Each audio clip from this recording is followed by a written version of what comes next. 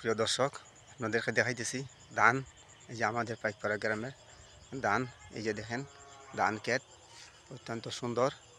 এই ধান ক্ষেত, এই ধানগুলা কিন্তু বার হইতাছে এবং এই ধানগুলা জাত হইছে 22 জাতের ধান এবং অত্যন্ত চমৎকার ধান হইছে। যে দেখেন এই ধান কিন্তু সবার শেষে কিন্তু রোয়া হয়েছে।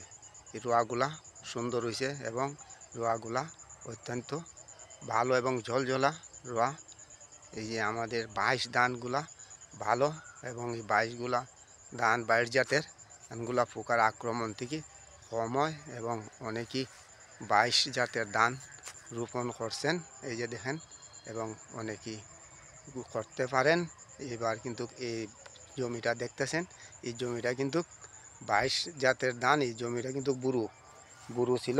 এই যে দেখেন ধানগুলা বাহির হয়েছে এবং এই ধান 3 ফসিল ধান কিন্তু এই যে এখনও 1 ফসিল হয়েছে, যে অগ্রাণ মাসে এই ধান করবে এবং এই ধান বুরু ধান হয়েছে এবং ভাদ্র মাসে ধান হয়েছে।